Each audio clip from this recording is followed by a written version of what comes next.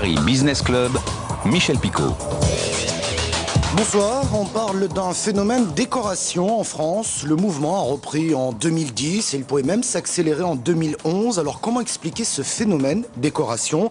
Peut-être par la disparition progressive de la prime automobile, la réduction des avantages fiscaux liés aux investissements concernant les énergies renouvelables.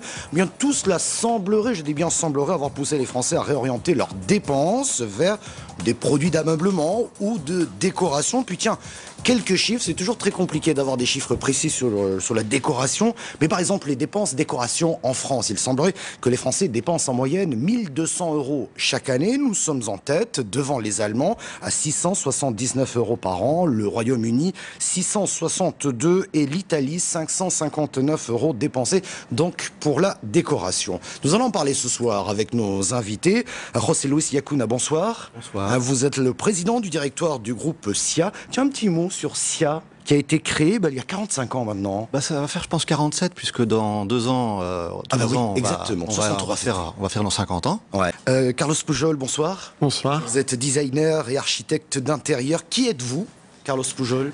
Un Catalan de pure souche, natif de Barcelone, qui a immigré en France très jeune, à l'âge de 6 ans. Voilà, j'ai grandi ici en France et je m'y plais bien. Mon parcours est un petit peu diversifié puisque j'ai fait également un peu de communication et de marketing durant ma jeunesse. Mais mes fondamentaux, c'est vraiment la création d'objets. Depuis très petit déjà, je dessine tout ce qui me passe par la tête.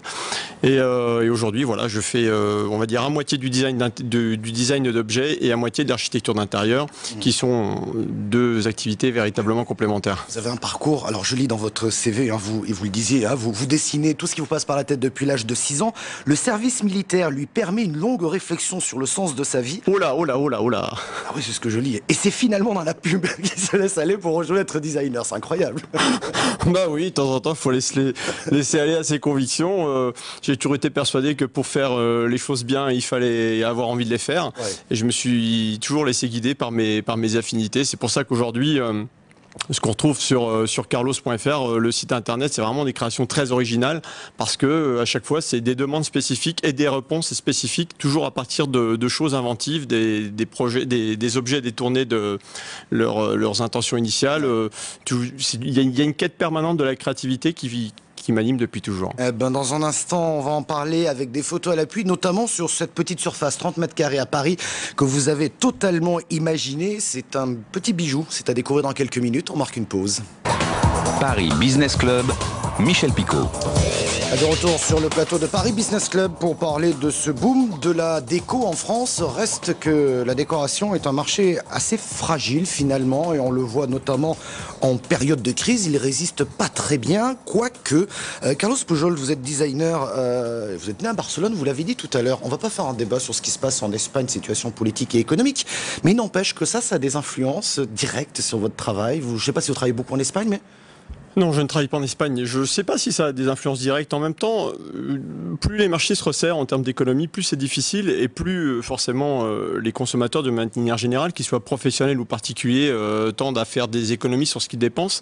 Mais en même temps, ça nous permet, nous, designers qui sommes hommes d'idées, entre guillemets, d'apporter justement des nouveaux concepts et des nouvelles idées et parfois des idées ingénieuses qui ne sont pas forcément chères et qui permettent justement de pallier ce manque financier un petit peu. Ah oui, donc effectivement, c'est une manière, je ne dirais pas de profiter de la crise, mais de surfer effectivement sur un contexte. Il y a toujours du pour et il y a toujours du contre.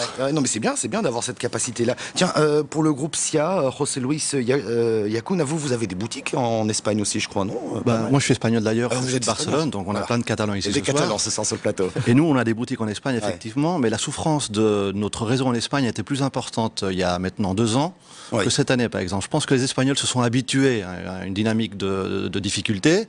Aujourd'hui, ils voient que les perspectives sont peut-être pas meilleures, mais à un moment donné, ils disent on va peut-être initier, arrêter de consommer, si vous voulez, et on va continuer à vivre la vie tranquillement, parce qu'à un moment donné, on peut pas passer toute la journée à rester chez soi dans la maison et de ne plus vivre la vie avec intensité. Les Espagnols sont comme ça, donc j'aime beaucoup. Vous les connaissez bien en plus. Alors, tout à l'heure, nous parlions de cette passion qu'ont les Français pour leur intérieur. Ils sont peut-être plus souvent chez eux parce que simplement sortir coûte de plus en plus cher. Et puis il y a peut-être aussi toutes ces émissions de télévision qui surfent avec plus ou moins de succès sur cette tendance. Carlos Pujol, vous êtes designer. C'est vrai, enfin, votre regard, après on va parler de votre travail, mais la télé a donné envie aux Français de se dire, bah tiens, moi aussi je pourrais décorer ma maison. Bon, je pense que la télé donne... On en parle beaucoup, il y a quand même beaucoup de programmes aujourd'hui. Hein. Il y a beaucoup de programmes sur beaucoup de choses aussi. Je pense que la télé, en France comme dans beaucoup de pays d'ailleurs, c'est un petit peu comme une religion, parce que les gens passent beaucoup de temps devant leur télévision et que tout ce qui se dit à la télé est forcément une vérité. Donc je pense qu'à partir du moment où on traite beaucoup de football, on finit par aimer le football, même pour ceux qui ne l'aiment pas. Je suis désolé, pour un Catalan, c'est pas le thème, mais... Et pour la décoration, c'est pareil. Effectivement, aujourd'hui, on traite de plus en plus de la décoration et des intérieurs de maison parce que, comme on l'a dit tout à l'heure, il y a le phénomène crise, mais je pense qu'il y a aussi le phénomène réduction du temps de travail qui a accéléré ça et qui a permis justement d'arriver aujourd'hui à cette situation d'intérieur. En tout cas, on a tendance à faire croire aux Français qui regardent ces émissions que c'est possible, vous pouvez bricoler, vous allez réussir, ça va être merveilleux. C'est pas tout à fait le cas. Juste le faire soi-même, 2 chiffres. Hein, plus de 50% des Français déclarent réaliser eux-mêmes leurs travaux d'intérieur ou d'extérieur avec plus ou moins de bonheur. Hein, pas. Et 26% vont réaliser ces travaux par des professionnels. Carlos Pujol, vous, qu'est-ce qui vous inspire? C'est l'air du temps? C'est quoi qui vous fait avancer? Ah, si je le savais, ça serait un petit peu la recette de la potion magique. Je sais pas, c'est un peu toutes les inspirations, toutes les tendances que l'on voit dans la presse, à la télévision. Oui. C'est un petit peu tout ce qui nous entoure. Le fait de se dire à un moment, d'avoir un petit déclic pour un objet qui est dans un contexte bien spécifique. On se dit voilà, peut-être qu'il pourrait servir dans un autre contexte et en faire justement soit un objet insolite, soit une idée déco qui sort de l'ordinaire. Ouais. Alors on va regarder quelques images. Justement, je parlais de ce petit appartement à Paris où vous avez optimisé l'espace au maximum.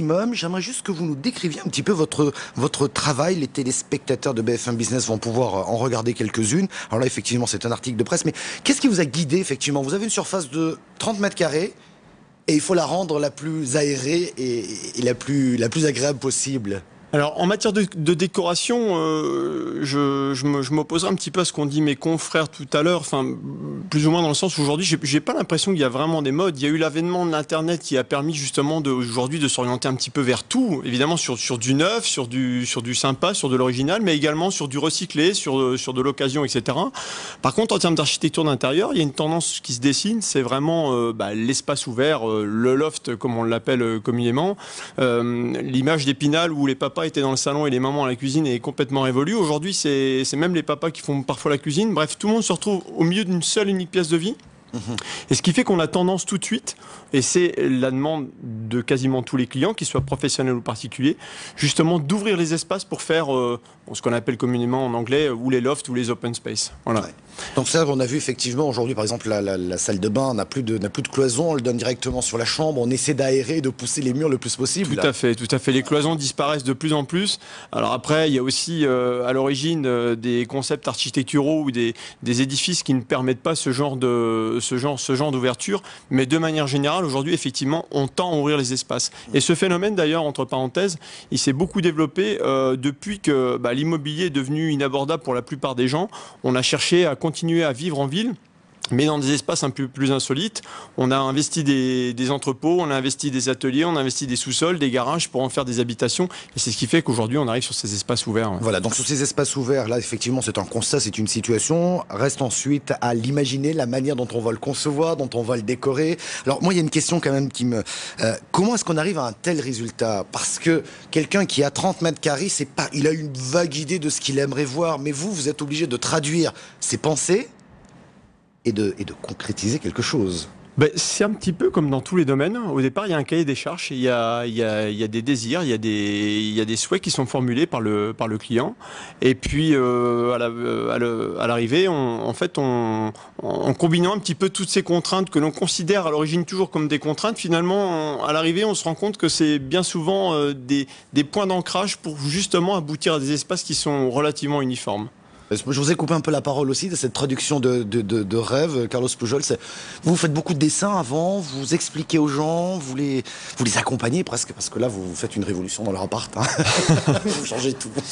Alors sur carlos.fr on voit plein de projets possibles, impossibles, inimaginables. On voit plein de choses très diverses. C'est un petit peu la barrière effectivement entre le factuel et l'imaginaire. Des fois on a du mal à traduire nos idées, a fortiori quand on a des idées un petit peu insolites ou qu'on tend à détourner des objets pour en faire, encore une fois, des objets de déco alors qu'ils ne l'étaient pas du tout dessinés à l'origine.